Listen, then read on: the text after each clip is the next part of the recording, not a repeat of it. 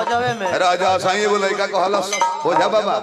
अब नाम ना बताएं कौन लेकर है रमाशंकर जी रोहतास क्षेत्र का रहे अपना बाबूजी से जन्मदिन के दिन अझुरा गई पापा पापा जन्मदिन में गुब्बारा क्यों फोड़ते हैं थोड़ा देर बाबा थोड़ा देर बहुत बहुत बढ़ फिर उठ जब गाने लगता पापा जन्मदिन में गुब्बारा क्यों फोड़ते हैं पहले बबुआ सियान होकर जान गई लो जान जी बस नहीं पापा बताइए नहीं तो मैं केक नहीं काटूंगा प्लीज पापा पहले काट न ले बबुआ काट ले बती बुदावा काट ले नहीं पापा बताइए ना जन्मदिन में गुब्बारा क्यों फोड़ते हैं बताइए ना पापा ये बाजा क्यों फट जाता है कहले कि याद पर आवल जाला जन्मदिन तो रही तारीख के भई रहे कहले तो गुब्बारा क्यों फोड़ते हैं कहले कि बेटा याद पर आवल जाला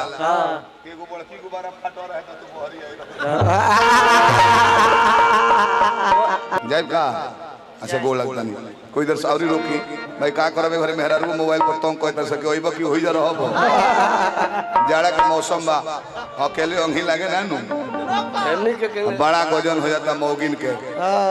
ई लो जाइलो है ना का बियाह वाला नु हम खोल के ना कहे रमा संग जे मेहरारू के घरे खिड़की दुआरी खोल के रेडी बिया पहले से ना ना कि हुए इतना निर्णय नहीं कि अपने से दुआरी खोल दी धक धकावे के पड़ेला पहले तो पाला हट अब जानी कहां रहनी हम जाइलो मेहरारू रजाई अकेले गोरमौले हो आई लो पाला हाथ गोल कोइले जाई आ जाते जाने की भीतरी ढूक के सूती लो ना अथवा अपन हीटर पर ध दिलो कि जल्दी कर मौगियो दवाई देली सब भोरवा में जब तू सुत रहबो नहीं सुन के तू केकोरी मार के अपन देह गोरमौले बड़ो वो बर्तन उर्तन धो के हाथ पाला सोरा कोइले आई औ होवा के हीटर पर ना साइलेंसर पर हाथ ध दी हिता अदला के बदला बजाली और ये मोरा जे हाय बड़ा रामा संको कहता रे कथा गाला पर लइका कहता के चला रामा संको होई डिजाइन में काहे करतल चला ई कौन नंबर के तार डिजाइन सही लगा से जाड़ा के मौसम में कोमे लो नहाता तो दिनाय बीमारी अपना पीक पॉइंट पर हो जाता है आ दिनाय ऐसा बीमारी है छछा सन है इज्जत ले ली एक दिन विधायक जी माला पहनावे ओइले न कहां के रहले ना बता आ तले ऊपर दिनाय जुड़ मरले भी अब वीडियो कैमरा ला एकदम भिड़ौले बड़ा सा सामने ही एकदम तो वो विधायक के जनी होशियार बाड़े बड़के गमछी रहे बहुत रे गमछी मोइल हो गइल बा का है ना खा बहुत जननी ऐसा बीमारी है जब चल दी कहीं तो हर मुड़ियों पर हाथ रही नु चौबा के नीचे नाले जाए तले बीमारी अपन भगल जगह धोले बा ठीक बा हां समझ कोन दिक्कत नहीं है तो एगो दरखास्त बा देखी ना विधायक जी ठीक बा ऑफिस पर आवत नहीं बिजी बानी हो